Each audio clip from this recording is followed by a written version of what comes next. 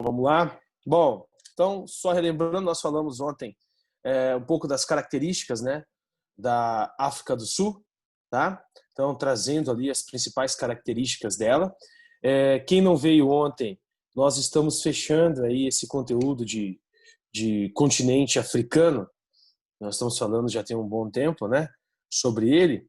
Então, a gente tende a fechar ele agora e aí vamos partir os outros assuntos, né? Vamos falar um pouquinho mais da Ásia e depois fechando lá com o Brasil, tá? Então, ontem eu falei um pouquinho aqui de algumas características desse território da África do Sul, contato, né? Principalmente com o povo europeu que começa lá no século XV com os portugueses. Depois tem a chegada de franceses, holandeses e, por último, os ingleses que também colonizaram esse território. É importante que a gente fale também que a África do Sul não participou da Conferência de Berlim, né, que data lá de 1884 e 1885, justamente porque ela já era colonizada por esses europeus, já havia ali uma espécie de parceria para a colonização do território.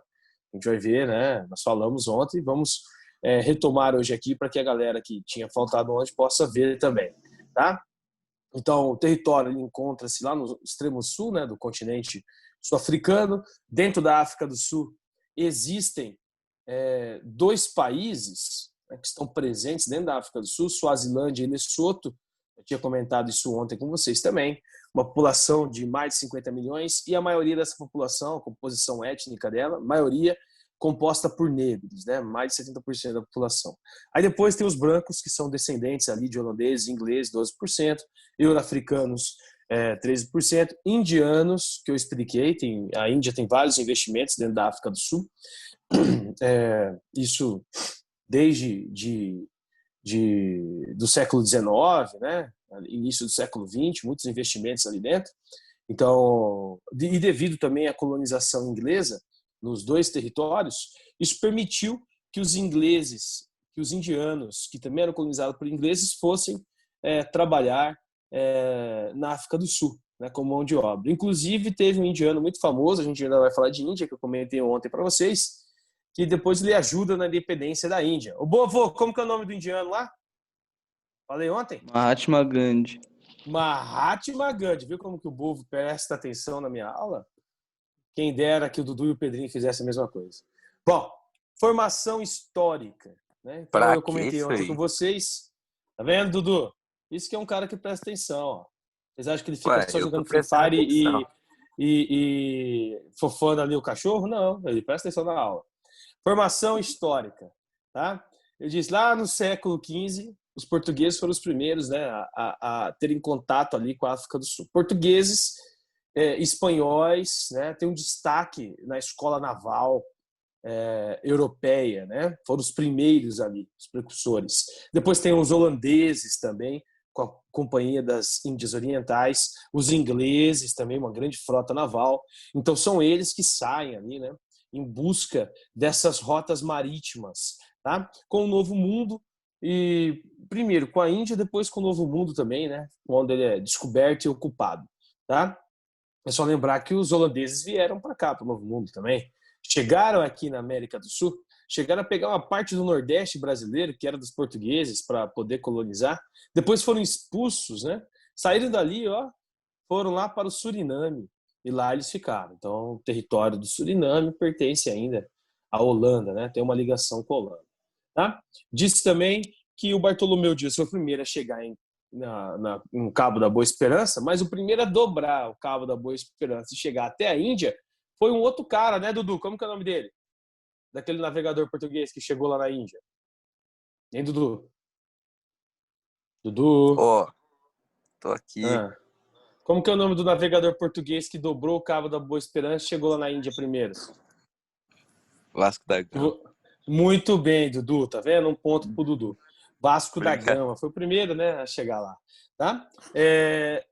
Aí já em 1652, mesmo tendo ali feitorias portuguesas como portos naquela região, os holandeses passaram a colonizar a África do Sul, né? Na sequência, franceses. Então tinha uma parceria entre Holanda e França para poder colonizar aquela região.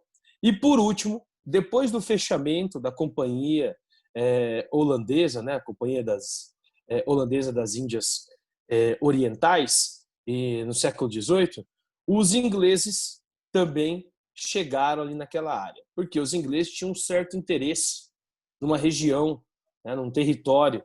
Eles já tinham feito algumas expedições sem os holandeses e os franceses ficarem sabendo, né, esse território que está mais a leste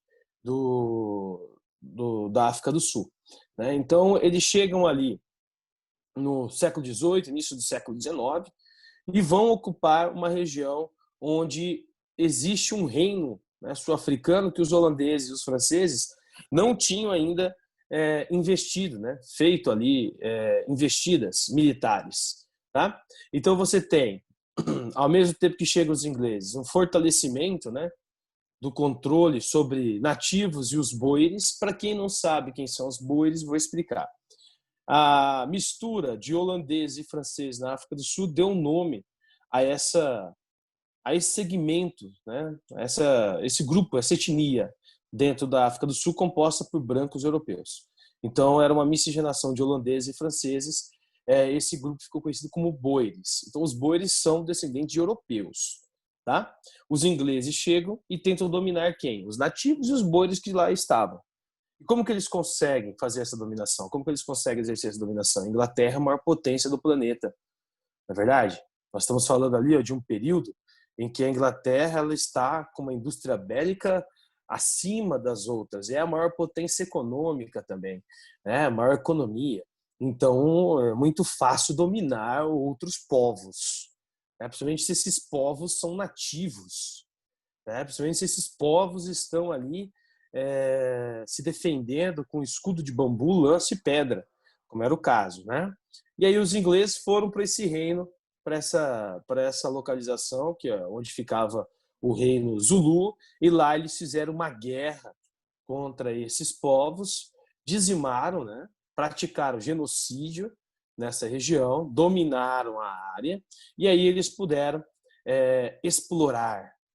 passar a explorar ali essa região que era rica em ouro e diamantes, que era o interesse da Inglaterra, né? Por isso que quando a rainha da Inglaterra tira foto lá no Tesouro Real, e todo ano ela faz isso, aquele ouro ele tem origem, né? Origem africana, do sangue africano, sangue dos nativos, né? E tem origem aqui também do nosso território. Tem muito ouro do mundo todo ali no Tesouro Real inglês, certo? Comentei ontem isso aqui também, 1880, 1881, depois 1899 e 1902, ó, períodos ali de ocupação europeia no continente africano já, né? Período da Conferência de Berlim. Vai ter a Guerra dos Boeres, certo? Os boeres eles não queriam perder autoridade sobre o território sul-africano e eles fizeram o quê? Praticaram ali, ou foram guerrear, né, com o Reino Unido para disputar o território. Essa guerra ninguém vence, né?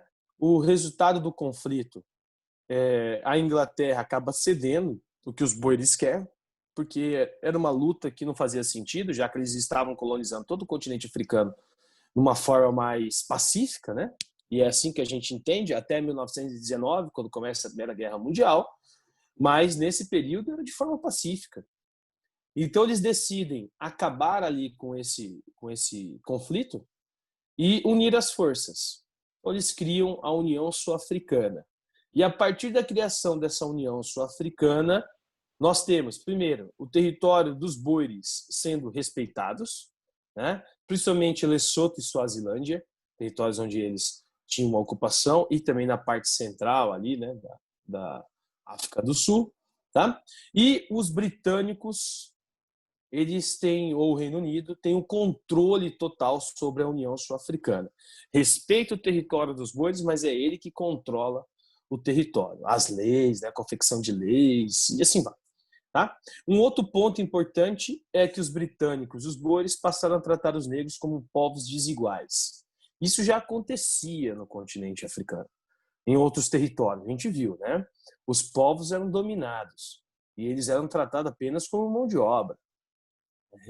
Serviam ali apenas para acumular riqueza para o europeu, né, poder usar essa riqueza, né, se desenvolver mais, ficar mais poderoso.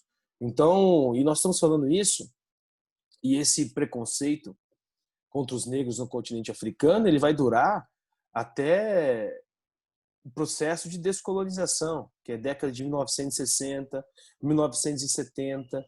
Então, nós estamos falando de processo de independência que tem aí 50 anos, que tem 40 anos. Então, é muito recente. Então, essa desigualdade, né, que foi ali imposta por esses europeus, e é isso que a gente tem falado nas últimas aulas, ela que consegue enraizar dentro do continente africano a pobreza, a miséria, a fome, né, e fortalecer esses movimentos lá dentro. Os conflitos étnicos também. Então, o europeu, ele tem sim a grande responsabilidade por tudo isso que acontece hoje no continente africano, pelas grandes mazelas sociais que o continente africano possui, né? As grandes mazelas sociais que ele tem. Então, os europeus, eles são os grandes culpados por isso, né? E olha o tratamento, o preconceito racial estabelecido aí a partir desse acordo, desse tratado a partir de 1910, né? 1910, que é um ano muito importante, né, para a geopolítica mundial, né? É um ano de controle, não só desse território, mas de outros territórios africanos, né? 1910 é um ano em que os Estados Unidos também conseguem superar a hegemonia do Reino Unido, né? Se torna a principal potência industrial do planeta já em 1910. E eu também não poderia esquecer que é o ano de fundação do Timão, né? Do poderoso Corinthians, para a alegria aí dos corintianos, também em 1910. É um ano muito importante essa data, né, Jabur? Jabur está acompanhando aí, deve estar feliz agora, porque eu lembrei do Timão, viu, Jabur? Só eu lembro, né? Independência Obrigado. do território. Tamo junto. Independência do território. Não houve guerra civil, né, pela libertação da colônia. Por quê? Porque já existia uma dominação, né, uma certa independência daquela área. Tá? Até porque não participou do processo da Conferência de Berlim. Então não fazia sentido ter libertação, né? Apesar de que a população negra é dominada pelos brancos lá dentro. A independência ela acaba sendo realizada pelos brancos mesmo, né, que vão criar ali uma república, né? Só que essa república, como que eu posso dizer para vocês, ela é totalmente preconceituosa. Porque os brancos criam ali a República Sul-Africana, que a gente vai ver na sequência, e só eles participam do governo. Os negros ficam proibidos de participarem do governo. E, além disso, os brancos não só não permitem os negros de participarem do processo, né, político do país, como também criam uma lei que vão separar os negros da sociedade branca, separar os negros dos espaços brancos, né, como são definidos. Então, nós vamos ter dentro da África do Sul o que nós chamamos de segregação racial, que também existiu em outros países. Existiu no Brasil, depois da libertação dos negros, né? Pouco se fala, mas existiu aqui. Tá?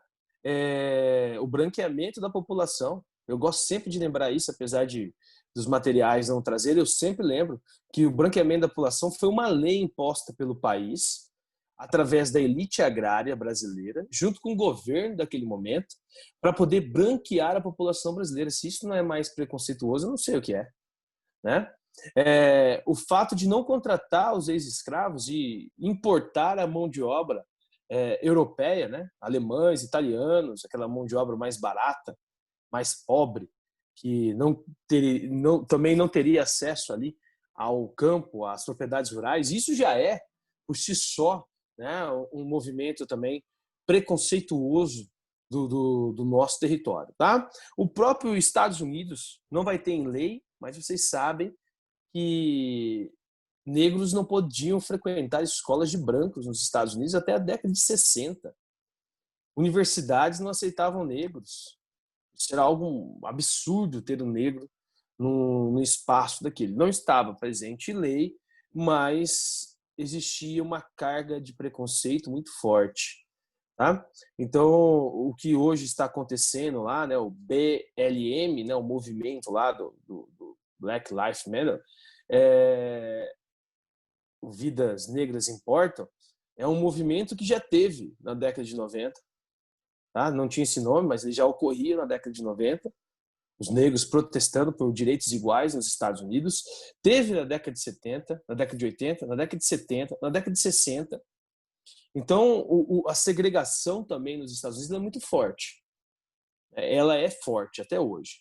Tem espaços de negros que brancos não frequentam e tem os espaços de brancos, né, que os negros não frequentam. Então, existe essa segregação ainda lá dentro. Nós estamos falando de um país desenvolvido, a principal economia do planeta, e isso ainda acontece. Aqui na África do Sul, não é diferente. Aqui vai estar na Constituição do país essa segregação. Passivo ali de punição, de prisão, para aquele que desrespeitasse essa lei de segregação racial. Então, o indivíduo que sim, bom, tem vários. O indivíduo que desrespeitasse ali, que furasse a lei, que fosse para um espaço de branco, né? Seja na praia, seja dentro de um ônibus, seja no hospital, na escola, esse negro que desrespeitasse o perímetro ali que era destinado para o branco, ele sofria, né, algumas consequências, como a prisão. E aqueles que lutavam também pelo fim desse processo também acabavam sofrendo, né? Também acabavam presos. O exemplo maior, que eu vou mostrar daqui a pouco para vocês, é o de Nelson Mandela. Nelson Mandela é um cara que lutava pacificamente, é bom que se fale, um advogado, lutava pacificamente pelo fim do apartheid, o fim desse movimento de segregação racial que eu já vou entrar agora para falar com vocês. O que aconteceu com ele? 28 anos preso, quase 3 décadas de cadeia, e ele tinha sido sentenciado à prisão perpétua, apenas por lutar pelo fim da segregação racial na África do Sul. Né? A gente fala apenas, mas é algo assim que, se você vai analisar isso, você fala assim, cara, não tem cabimento, né? Não tem cabimento, tanto preconceito, né? Mas isso ainda acontece, certo? Em 1948, o Partido Nacional chegou ao poder do país, Partido Nacional composto só por brancos, totalmente de brancos, né? E na chegada dele ele já introduz essa lei que vai ficar lá de 48 até 1994, né? Funcionando ou presente dentro do país aí, né? Dentro da África do Sul, tá? O apartheid, esse é o nome da segregação racial, a lei, né? Então ela vai aparecer nos exercícios para vocês. Apartheid, então, significa ali segregação racial, uma lei, presente na Constituição do país. Então nem sempre também a gente fica falando a Constituição diz isso, a Constituição diz aquilo, né? Porque nós tivemos no Brasil, durante um longo período, a Constituição garantindo o trabalho escravo, era garantido por lei o trabalho escravo, né? Dava ali o direito de um proprietário de terra a ter escravos, isso aqui no Brasil. Nós tivemos isso também nos Estados Unidos, leis, né, que davam direito a ter escravos. E nós tivemos o apartheid, que é uma parte da Constituição Federal também da África do Sul, que também dava ali o direito a essa segregação, essa separação. Algo que nós não pensamos hoje que possa acontecer, mas durou até um período, esse aqui, mais recente ainda, né? Até a década de 90, 94. 94 é o ano em que o Brasil é campeão, né, do mundo, Copa do Mundo de 94, tetracampeão, então não faz tanto tempo assim. E não por acaso, a África do Sul também ganha o Mundial de Rugby nesse ano. Tem um filme do Nelson Mandela que mostra isso, né? Que mostra a seleção de rugby também, composta ali majoritariamente por brancos e um negro apenas. Tem vários filmes que retratam, depois eu vou separar uma lista para que vocês possam ver como que é esse preconceito dentro do continente africano, principalmente ali na África do Sul, essa segregação racial, tá? O que previa essa lei, então? Leis de circulação para negros e leis de acesso para a terra.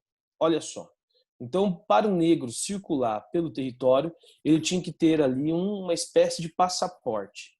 Se ele não apresentasse esse passaporte na sua circulação pelo seu próprio território, né, onde os seus descendentes estavam antes da chegada do europeu, ele sofria sanções.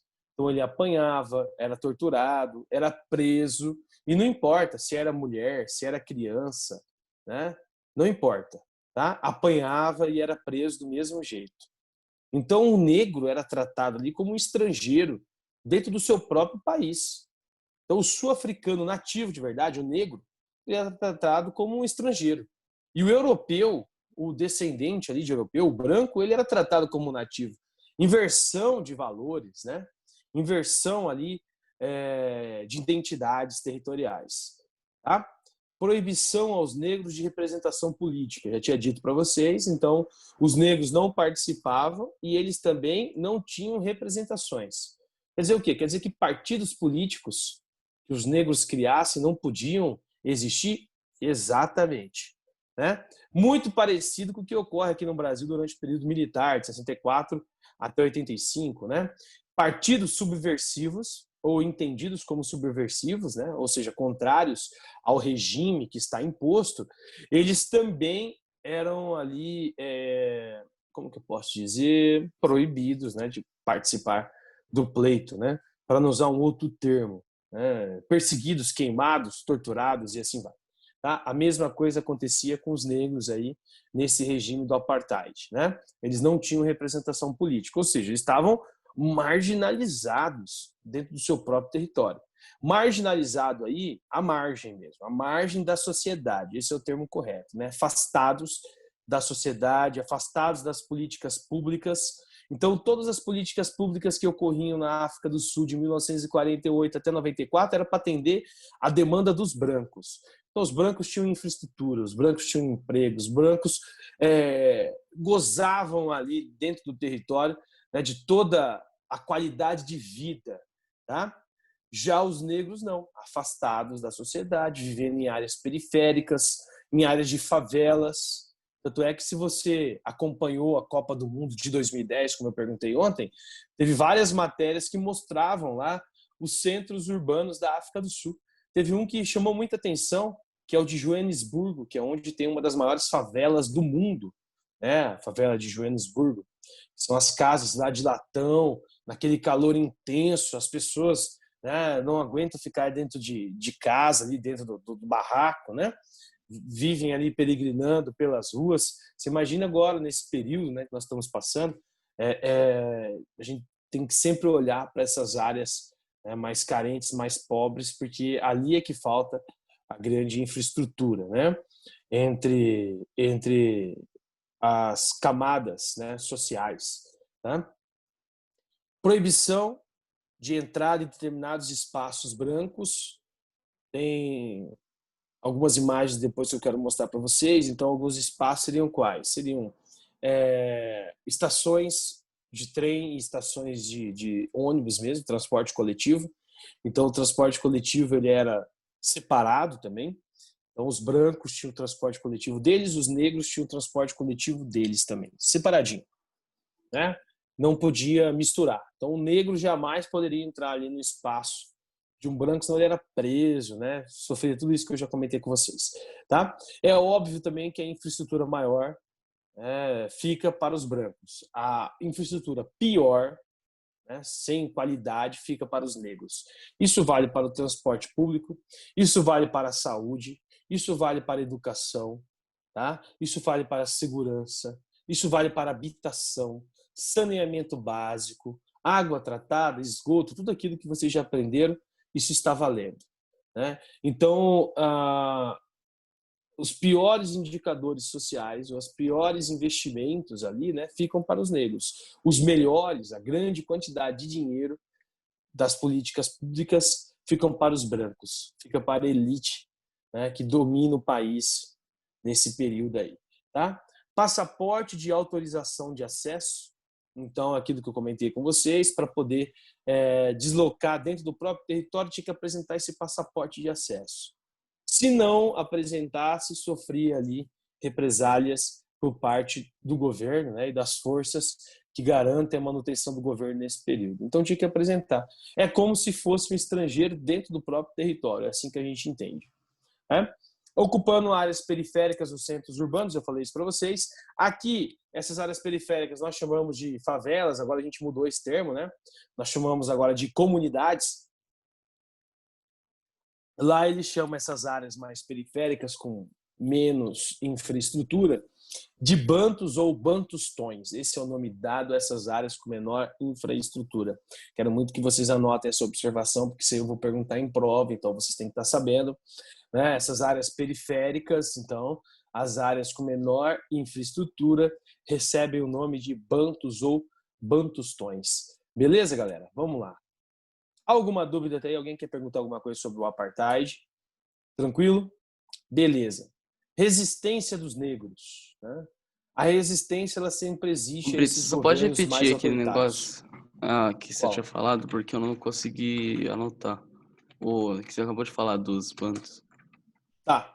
Então, assim, ó, Bovo, Não, era aqui só no que eu não tinha Brasil... conseguido anotar. Mas, Beleza. ok, pode ir.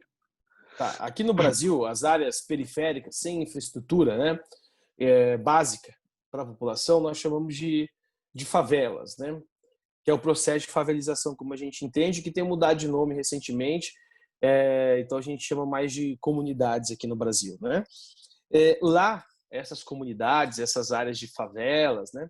Esse processo de favelização recebeu um outro nome, bantos ou bantustões. É como se fosse a nossa favela aqui. Lá eles definem como bantus. Inclusive, a favela de Joanesburgo é um grande bantustão, porque tem várias pessoas morando naquela comunidade, né?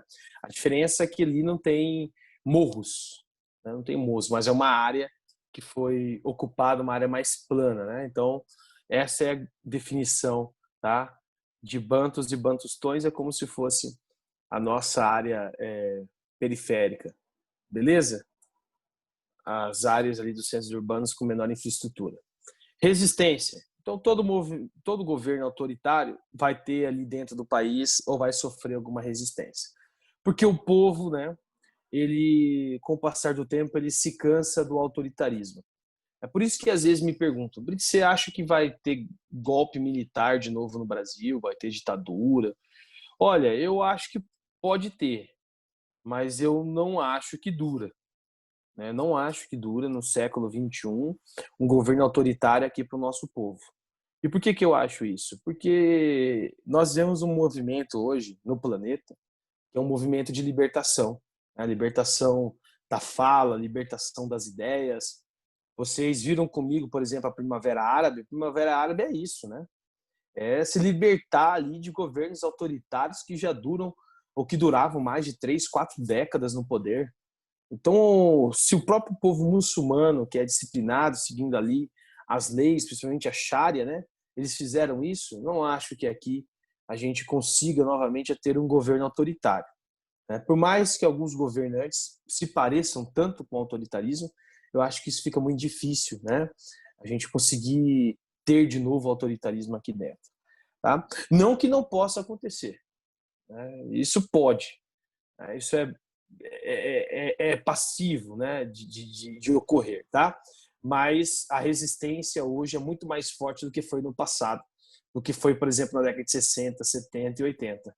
Né? Então, um golpe hoje, acredito que não duraria nem 2 semanas, seria desfeito, né? Apesar da nossa democracia ser tão frágil.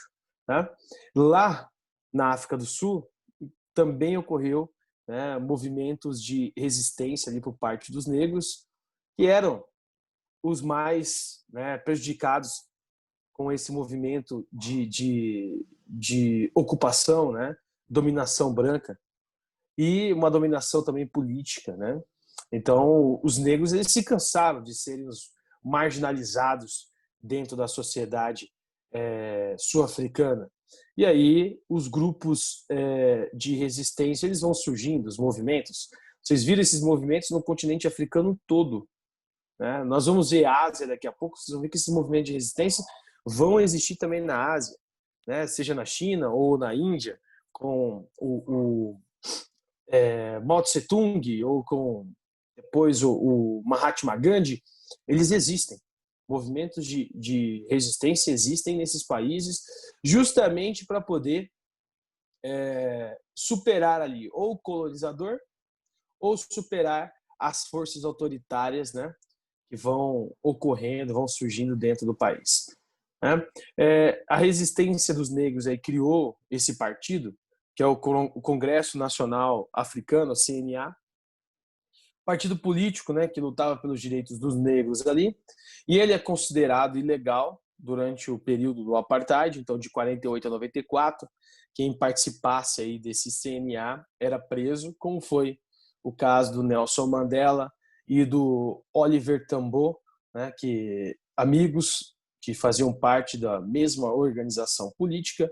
Nelson Mandela, o grande símbolo da luta da resistência dos negros e da luta também pelos direitos humanos, né? Ganhou notoriedade por isso, ganhou prêmios na ONU, né? Ganhou o Nobel da Paz por tudo que ele fez, né? Muita gente esperava que o Mandela, quando ele fosse solto, ele fizesse a mesma coisa que os brancos fizeram com ele, mas pelo contrário, ele não fez isso. Ele buscou punir aqueles que torturavam e massacravam os negros, mas ele não devolveu na mesma moeda para a sociedade branca da África do Sul, não. Os brancos mantiveram suas posses de terras, os brancos mantiveram seus direitos políticos, nada foi tirado dos brancos quando ele assumiu o poder do país, né? Porque ele se torna presidente em 1994. Tá? Para quem não sabe, aí o Mandela sai da prisão e o apelo, né, para que ele assuma o poder do país aumenta muito, cresce muito, né? Fortalece muito. É o principal líder da África do Sul e um dos principais líderes mundiais, pelos direitos iguais, pelos direitos ali dos negros, né, principalmente. Tá? Então, na década de 60, tem o início do enfraquecimento do regime, né, do apartheid, que começa em 48, porque a ONU ela começa a pressionar ali, né, o país através dos direitos humanos. Então a ONU ela não entende essa prisão perpétua para aqueles que são contrários ao regime, né, ao movimento, tá? Então a ONU pressionando, nós temos países desenvolvidos pressionando junto. Isso que é o entendimento legal. Então os países vão pressionar junto. Então a pressão à África do Sul são sanções econômicas que vão ocorrer, né, a partir da década de 60. Então vários países começam a isolar a África do Sul porque ela tinha esse movimento segregacionista aí, pautado em lei. Então começam a deixar ela afastada das discussões mundiais. Ela passa a não participar mais das reuniões, né, da ONU, tá? Então, de discussões econômicas, a África do Sul também deixa de participar, perde ali o poder econômico, né, que tinha, as alianças, mantém uma aliança muito forte com a Inglaterra, né, só, depois não tem mais aliança mundial, perde a parceria com os Estados Unidos, tudo. Então, a África do Sul começa a se ver isolada a partir da década de 60. Na década de 90, a crise econômica faz com que o presidente, que tinha acabado de ser eleito, o Frederic de Klerk, branco, né, tinha acabado de ser eleito, ele comece a discutir a revogação dessa lei. Né? A primeira coisa que ele faz, ele não revoga, né, o apartheid, mas ele legaliza os partidos negros no país. Então, os partidos negros voltam a ter ali um poder, né, o poder de eleger um candidato a presidente. E eles vão fazer isso porque eles são a maioria, 70% da população. Né? Ele também põe fim ao apartheid, mesmo ele continuando, né, em lei. Tá? O apartheid só sai da Constituição da África do Sul em 94, é revogado. Mas em 90, o de Klerk manda soltar todos os prisioneiros, né, que foram presos durante o regime do apartheid pelo partido lá do Congresso Nacional Africano, CNA, que eram da luta, né, contra a dominação ali, né, dos brancos sobre esse território. Então ele manda soltar.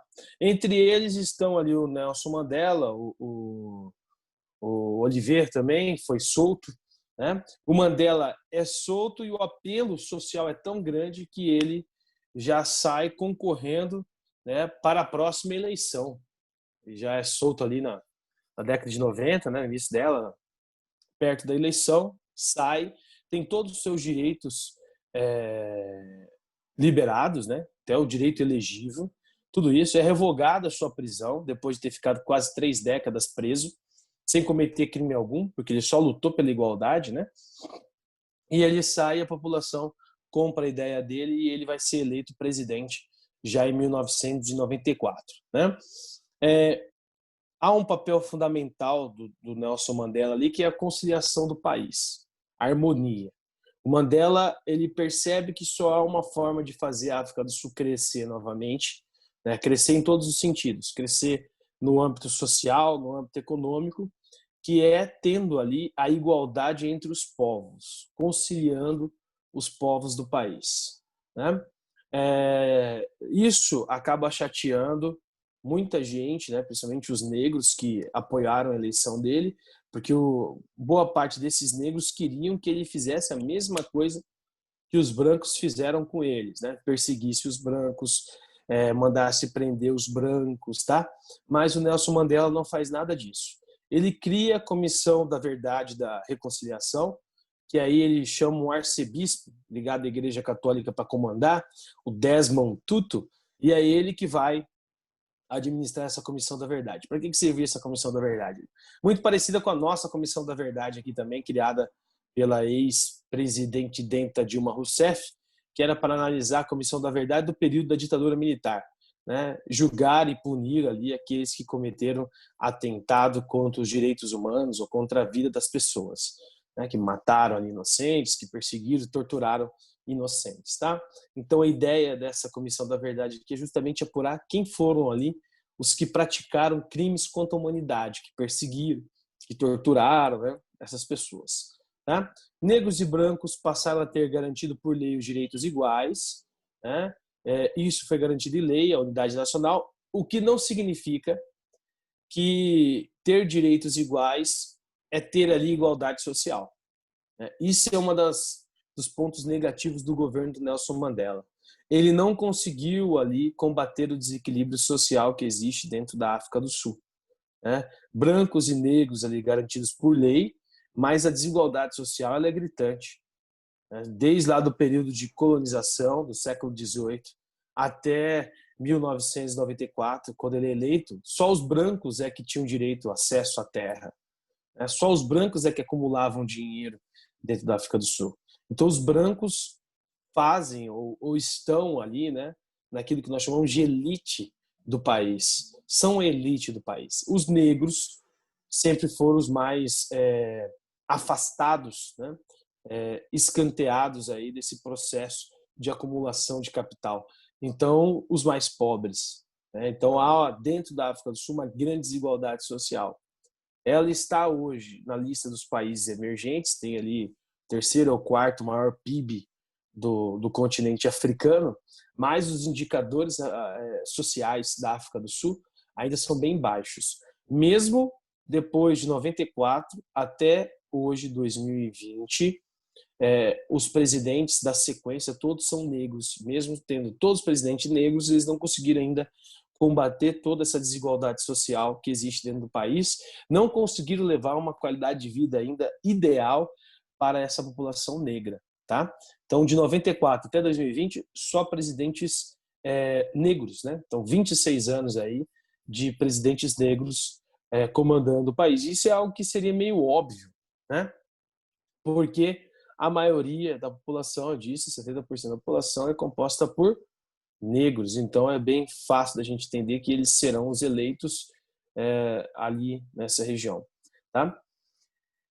Aqui nessa foto mostra aí os dois ganhadores do Nobel, né? Nobel da... Oi, estão me ouvindo? Sim. Beleza. Parece que caiu aqui, mas voltei então. Tá? São os dois ganhadores aí do Prêmio Nobel da Paz, né? No final da década de 90 ali. Do lado direito, estou acompanhando aqui, esse é o Frederic Leclerc, né? O presidente da África do Sul. que vai pôr fim ao apartheid e que vai dar os direitos ali aos negros, né, de concorrer à eleição, né? Por isso é marcado, né, ele marca o seu mandato como o cara que pôs fim ao apartheid, sendo branco, não precisou ter uma tomada de poder ali por parte dos negros.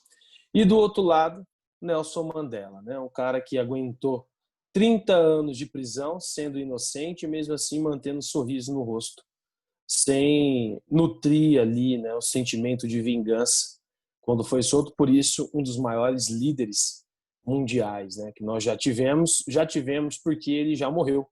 Nelson Mandela já morreu, não está mais vivo, né?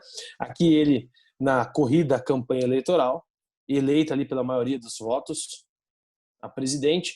Esse cidadão que aparece aí embaixo é Desmond Tutu, o arcebispo que vai comandar a Comissão da Verdade e Reconciliação, a CVR, dentro ali do território, né, sul-africano, tá? Falando um pouquinho das riquezas naturais aí da África do Sul, já para a gente caminhar para fechar, o território sul-africano tem ali uma grande quantidade de minérios, né, no subsolo, o que atraiu na história de ocupação, né, os holandeses, franceses, ingleses a ocuparem essa área e não abrir mão dela, né, produção de carvão mineral, manganês, ferro, cobre, platina, diamante, ouro, urânio. Então, o fato de ter todas essas riquezas naturais, a gente já sabe que por si só já atrai, né, o europeu.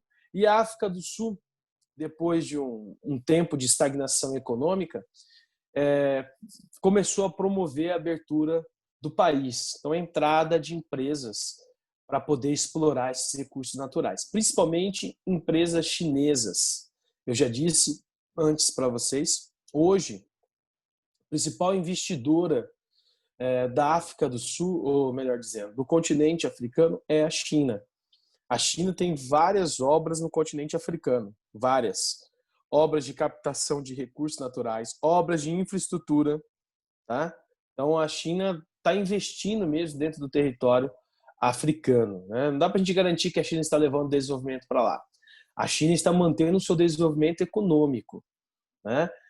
Quando a China sofreu sanções a partir da década de 60 e 70, principalmente, né? Mas 60 porque introduziu lá dentro o livro vermelho, muitos países, Europa, países do Ocidente, né, do Novo Mundo, Estados Unidos, Brasil, podemos dizer assim, pararam de comercializar com a China. Então a China ficou fechada. Tá? A China só teve, e principalmente depois do incidente, que é o incidente lá da Praça Vermelha, que jovens foram assassinados, né? Aí que o mundo escanteou mesmo a China. E ela buscou apoio no continente africano. Então, a África, durante um bom tempo, foi o ponto de apoio chinês para a reestruturação econômica. Então, se hoje a China tem ali a segunda maior economia do planeta, ela deve muito ao continente africano, porque foram eles os únicos que apostaram na China. Então, a China prometeu um desenvolvimento para eles, desde que eles apoiassem o país asiático, e foi o que eles fizeram. Então, dessa parceria, a China emerge como a segunda maior potência do planeta. Se você vai observar hoje, nesse novo processo de ocupação do continente africano, a China tem obras em todos os países ali do continente africano. Em todos. Territórios que eram dos europeus, os chineses estão cada vez mais presentes. E na África do Sul não é diferente, né? Indústrias automobilísticas chinesas lá dentro da África do Sul produzindo, tá? E indústrias de geração de energia, captação de recursos naturais, tá? Indústrias a Huawei, por exemplo, que agora está proibida, né, de construir ou de executar obras, é uma grande empresa de obras ligada ao Estado chinês, está proibida de executar essas obras nos Estados Unidos. O Donald Trump fechou a fronteira para ela. A Huawei está no continente africano presente lá, né?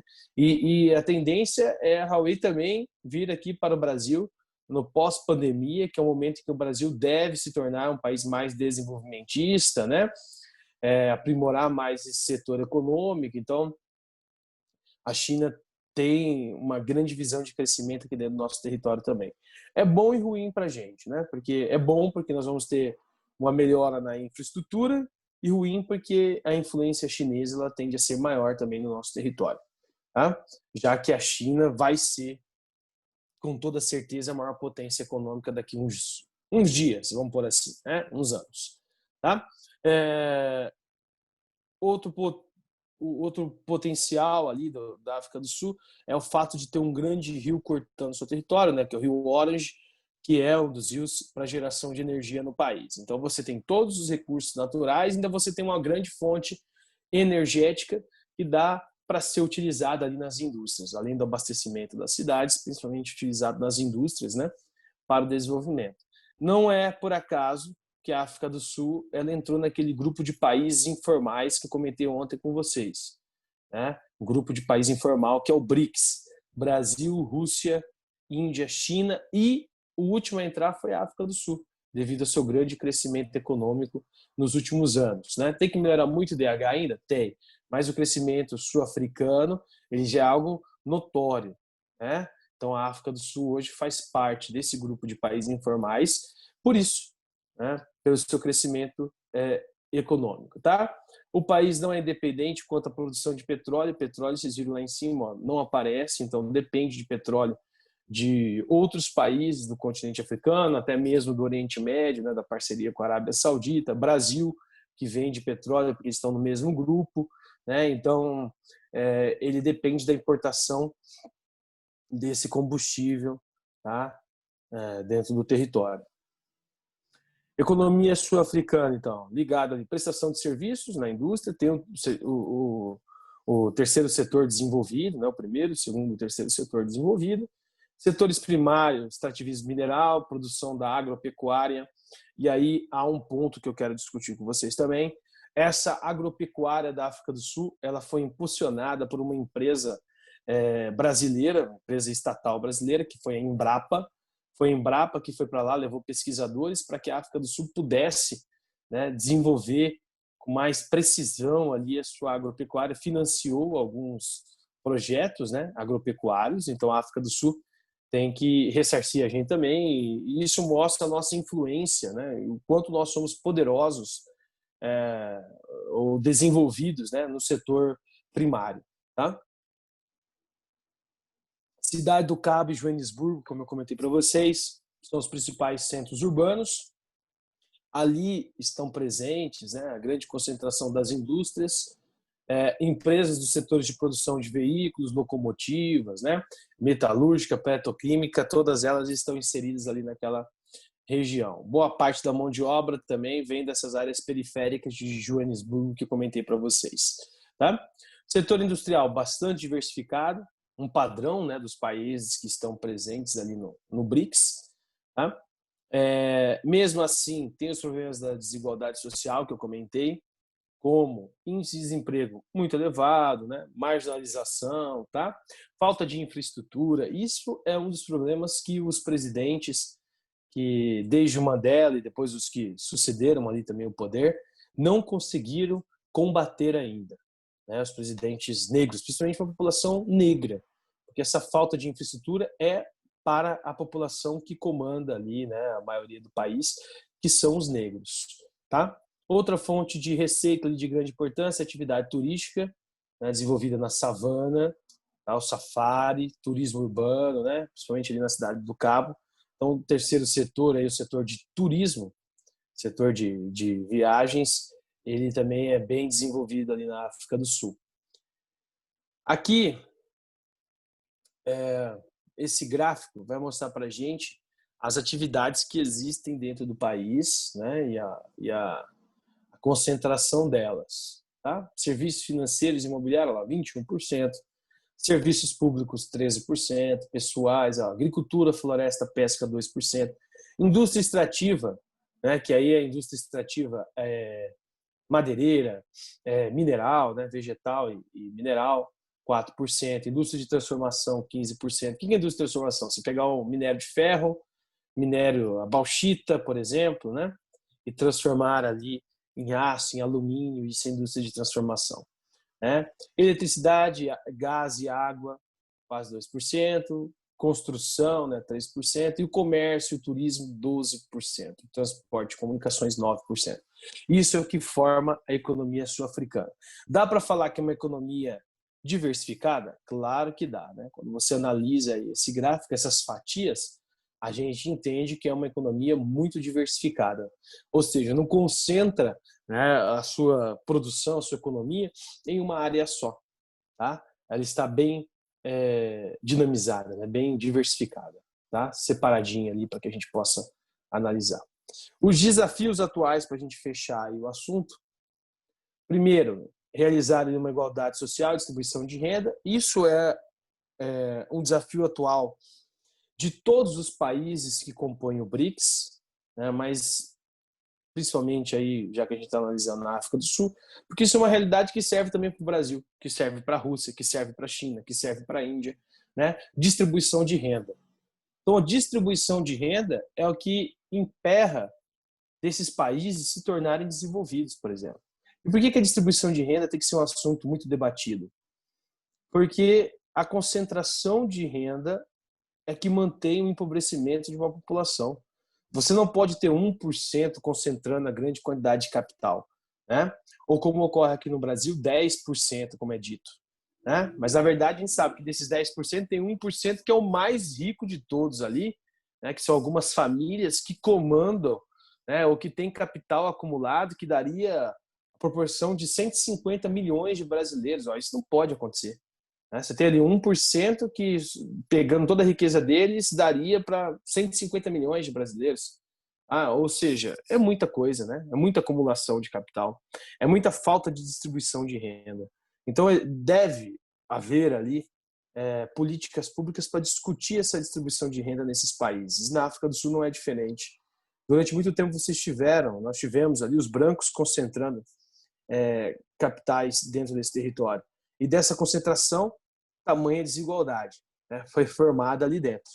Tá? Então, você tem uma grande maioria de pessoas que não tem acesso à renda, né, a essa distribuição de renda ou a capital. Isso deve ser combatido. Tá? Combater a desigualdade social é, né, o grande desafio aí dessas nações, e você só combate ela com distribuição de renda e com políticas públicas que atendam à camada popular. Tá?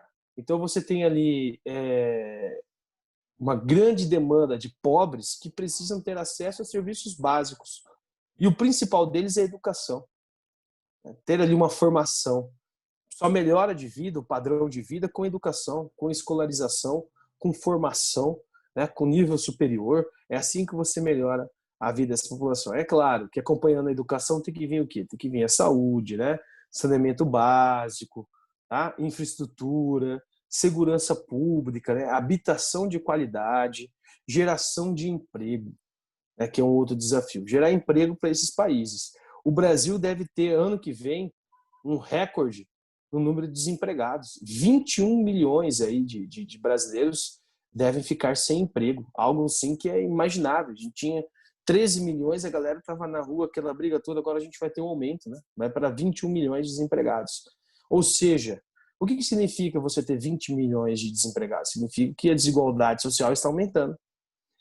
Mas esses 21 milhões, boa parte vai para a informalidade, professor. Vão ser entregadores de comida, vão trabalhar para o iFood, para o Uber, Eats, né? Não sei o que mais, assim vai. Tudo bem, mas qual é a segurança de trabalho desses caras? Quanto que esses caras conseguem acumular ali? Né? Se é que acumula alguma coisa. Tá? Então, a informalidade não é boa, não. A gente ia analisar se há o desemprego, mas tantos estão na informalidade. Aquela falsa impressão de que o cara é o seu próprio patrão, né? O seu próprio empresário. É ele que faz ali o seu dinheiro. Isso é uma grande mentira, um empreendedor, os caras entregando de bicicleta. Isso é uma grande mentira. Isso mostra o quanto a nossa sociedade está desigual, o quanto há um desequilíbrio na concentração de renda. Então, é necessário que esses países, né, e aí eu incluo a África do Sul, mas eu incluo o Brasil, eu incluo a Rússia, eu incluo a China e a Índia, é necessário que eles gerem mais emprego. Só a geração de emprego e renda é que faz com que um país ali diminua a sua desigualdade social. Tá? E aqui no caso da África do Sul ainda tem um outro indicador, né? que é ali o alto índice dessa pandemia, que é a AIDS, o HIV, né? Essa síndrome aí de deficiência imunológica, né? Que acaba afetando a população sul-africana. Então, o melhoramento da saúde, outro serviço público que deve ser ali, ou ter um investimento maior. Nós vimos vários países do continente africano, e hoje nós estamos fechando esse assunto, que não investem em saúde pública. Que não investem também em educação, mas também não investem em saúde pública, né? Não conscientizam ali a população de que tem que praticar atos sexuais utilizando preservativos, por exemplo, para que não difundam, né, essa pandemia ainda mais, já que a AIDS ela é contraída através de relações sexuais ou de materiais ali que estão contaminados, né, como seringas descartáveis e assim vai. Tá? Então, é necessário que o Estado também promova essas políticas públicas de saúde para que essas pessoas tenham acesso a uma saúde de qualidade, né? Para que elas consigam ali diminuir esses indicadores de AIDS. Eu mostrei para vocês lá, quando a gente começou a falar de África subsaariana, e a África do Sul está inserida nessa África subsaariana, que a maioria das mortes do continente, né, ou dessa região da África subsaariana é de AIDS, né? Então, 60% das mortes é por contrair esse vírus, e depois outras doenças acabam matando as pessoas, né? Uma simples gripe, por exemplo, pode matar um cidadão aí, né, que tem esse vírus no seu sistema ou no seu corpo, tá? Aí depois vem as outras, né? Guerras, conflitos, que vão matando as pessoas aí também dentro dessa região da África subsaariana.